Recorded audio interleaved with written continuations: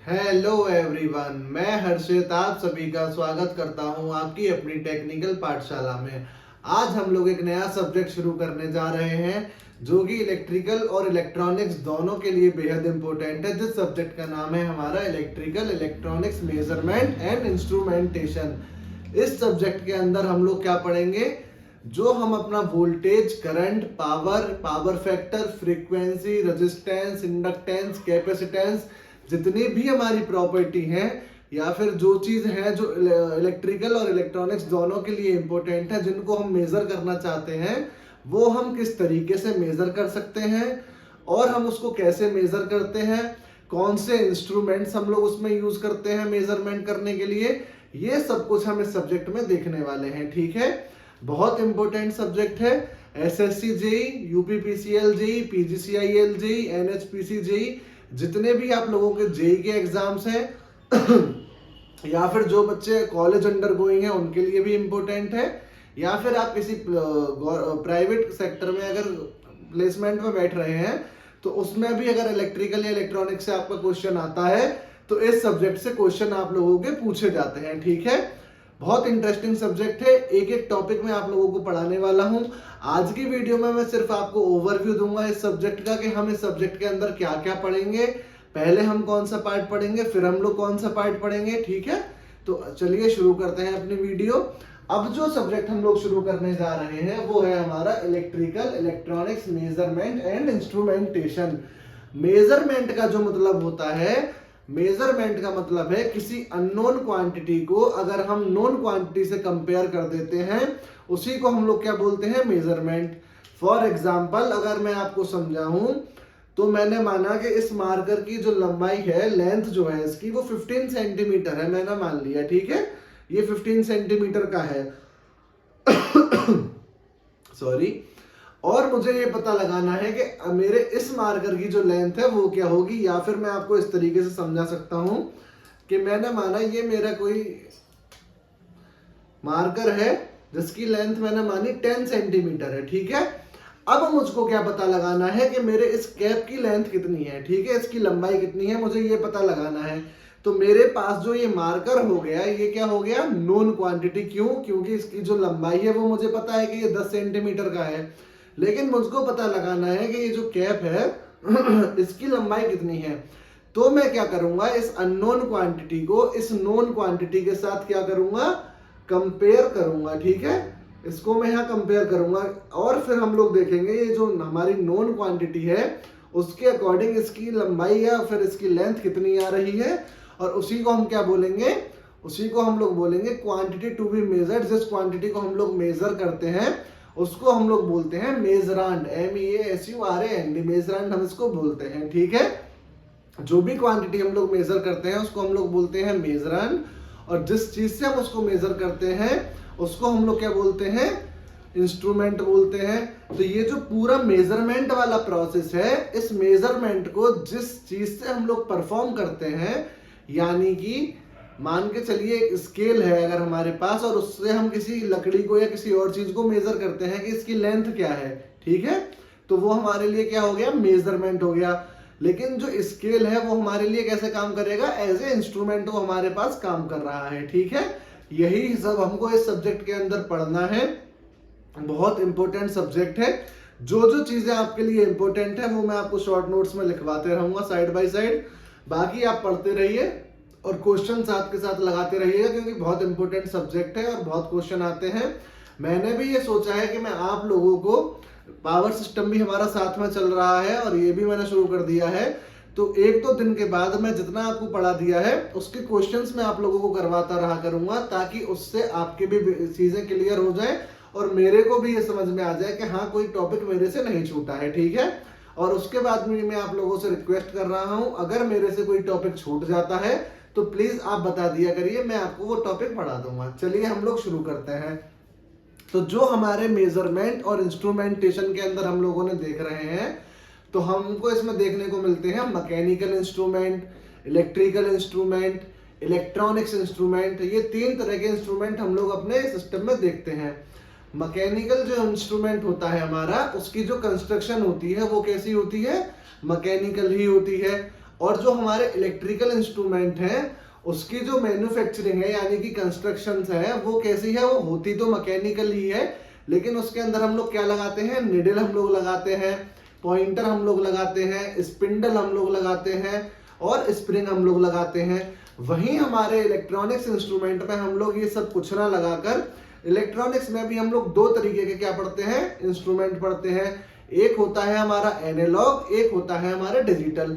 Analogue में हम लोग क्या करते हैं, उसमें हम लोग पॉइंटर का यानी कि एक पेन का और पेपर का यूज करते हैं, ठीक है, चीजों को लिखने के लिए या फिर उस पर कोई भी कर्व या फिर हम ग्राफ बनाने के लिए।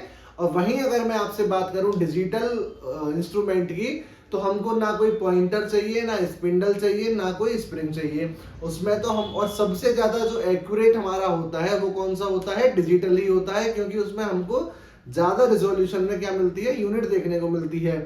रिजोल्यूशन क्या होता है, स्प्रिंग स्पिंडल ये सब चीजें क्या होती हैं, हो सकता है अभी आप लोगों को समझ में ना आ रही हो, लेकिन जैसे हम लोग आगे धीरे धीरे पढ़ेंगे आपको एक एक टॉपिक क्लियर होता जाएगा। और जब अब मैं इस सब्जेक्ट को बाइंड अप करूंगा तब आपको सब कुछ बेहद अच्छे से क्लियर हो जाएगा, ठीक है। तो आप लोग डरिएगा नहीं। चलिए अब हम लोग अपना सब्जेक्ट शुरू करते हैं।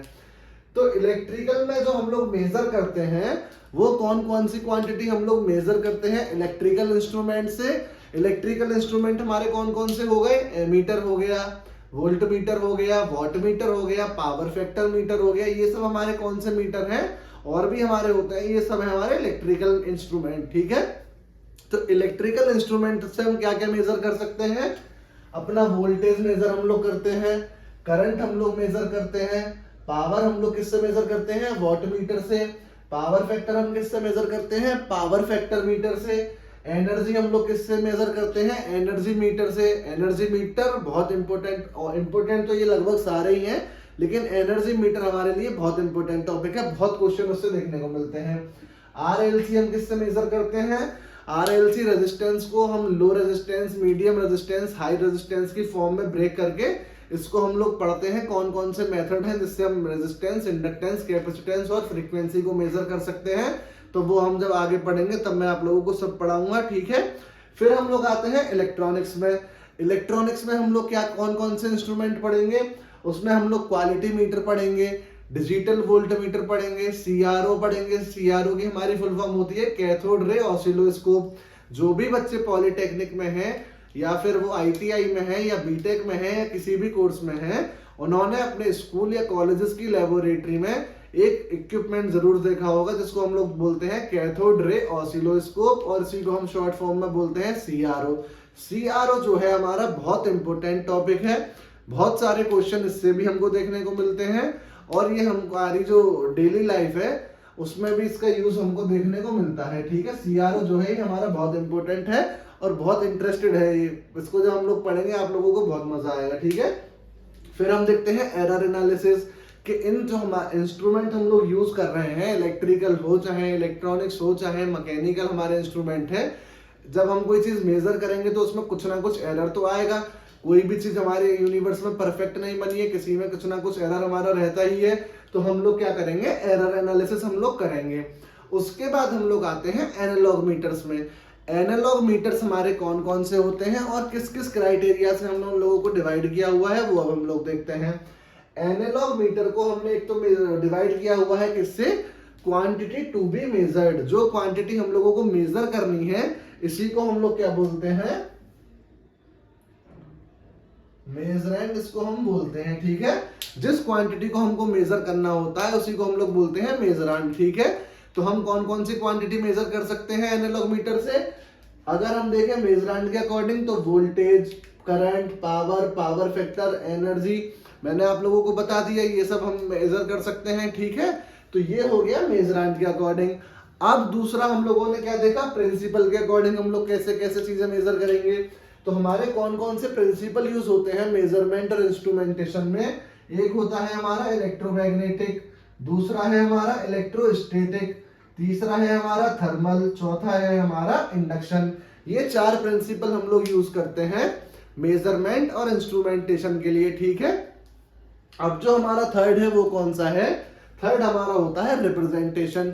रिप्रेजेंटेशन से हमारा मतलब है कि हमारे जो मीटर्स हैं वो अलग अलग तरीके के मीटर हम लोग यूज करते हैं। एक होता है हमारा इंडिकेटिंग मीटर। इंडिकेटिंग मीटर्स में जो हमारे आते हैं वो आते हैं ammeter, volt meter, watt meter, power factor meter. आप लोगों ने अपनी लैब्स में देखा होगा जब आपको प्रैक्टिकल परफॉर्म कराए जाते होंगे, तो अगर मान के चलिए हम किसी चीज का करंट निकाल रहे हैं तो हम लोग एमीटर से कनेक्ट करते थे। इंडिकेटिंग का मतलब है तुरंत के तुरंत अब हमको रिप्लाई देना, मतलब लाइव वैल्यू देता है, ये इंस्टेंटेनियस वैल्यू हमको इसमें मिलती है। जैसे हमने कोई चीज मेजर करी और उसमें आया 5 एम्पियर करंट, तो हमारा जो पॉइंटर है वो 5 एम्पियर पे जाके रुक जाएगा, ठीक है। और जैसे ही हम उसको हटाएंगे वो वापस से अपनी इनिशियल पोजीशन पे चला जाएगा, ठीक है।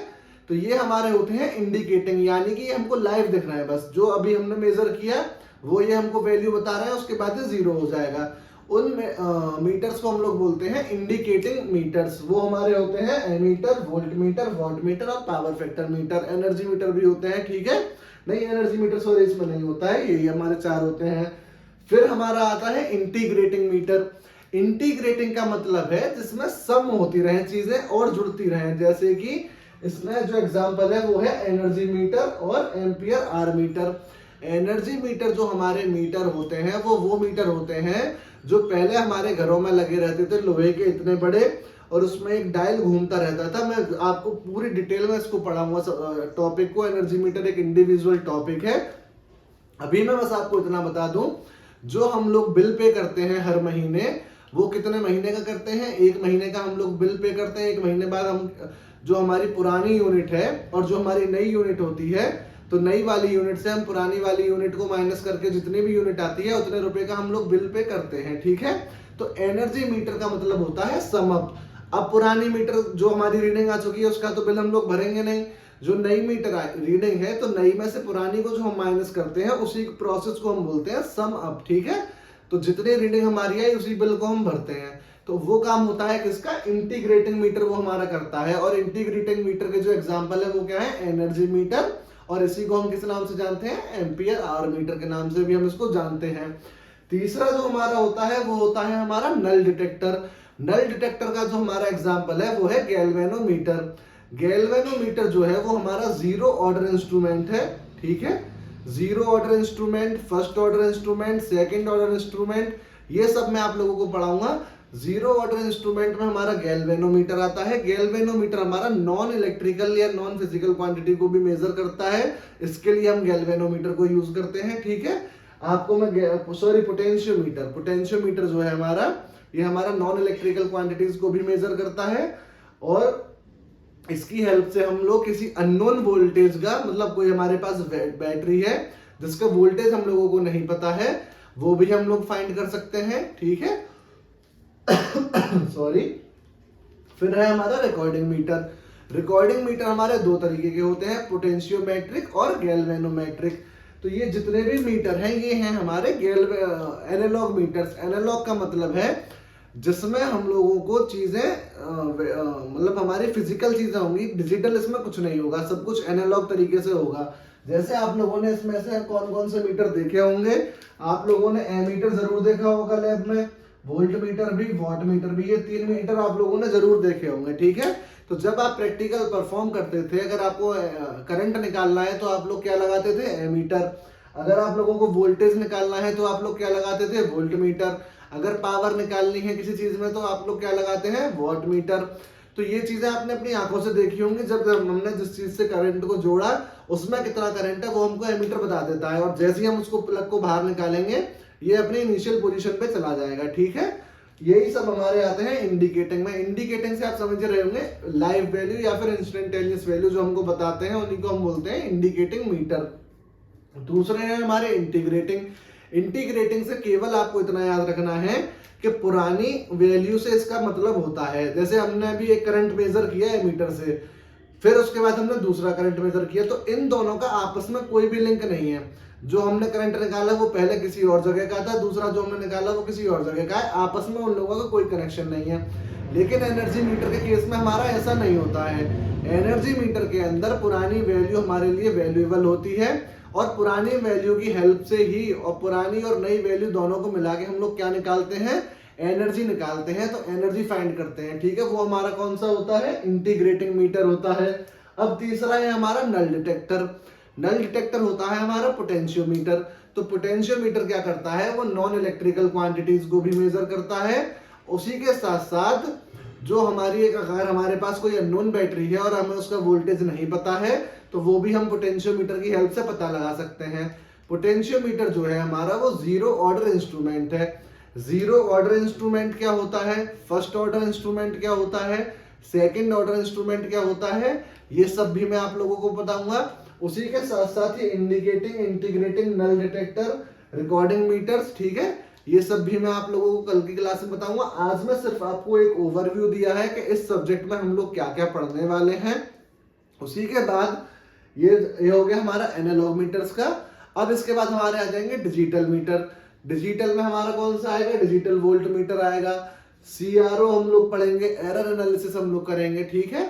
और भी इसमें टॉपिक्स हैं जो हमको देखने हैं आगे चल के। पीएमएमसी मीटर है हमारा, ठीक है, और ईडीसी है, ईडीएम है हमारा, इलेक्ट्रोडायनामोमीटर है। कई तरीके के मीटर हमको पढ़ने हैं कि कौन सा मीटर हमारा एसी को मेजर कर रहा है, कौन सा डीसी को कर रहा है, कौन सा दोनों को कर रहा है। ये सारी चीजें मैं आप लोगों को आप पढ़ाऊंगा धीरे धीरे। आज की क्लास में केवल हम लोग इतना ही देखेंगे।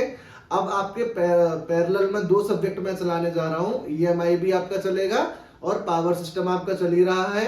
आज उसमें मुझे पावर प्लांट पढ़ाना है, मैं पावर प्लांट शुरू करूंगा। आपको कोशिश भी मैं ये करूंगा कि आज की क्लास में आपके पावर प्लांट्स खत्म हो जाए, फिर हम लोग फॉल्ट्स पे आए, फॉल्ट पढ़ना शुरू करें हम लोग, ठीक है। बाकी आपको अगर लगता है कोई टॉपिक मेरे से स्किप हो रहा है तो आप प्लीज कमेंट में बता दीजिएगा, चाहे इस सब्जेक्ट में हो, चाहे पावर सिस्टम में, या जो मैंने पढ़ा दिया है वो मैं आपको पढ़ा दूंगा, ऐसी कोई दिक्कत नहीं है, ठीक है। चलिए, खूब मन लगा के पढ़िए, खुश रहिए, स्वस्थ रहिए। पावर सिस्टम की क्लास में मिलते हैं। हर हर महादेव।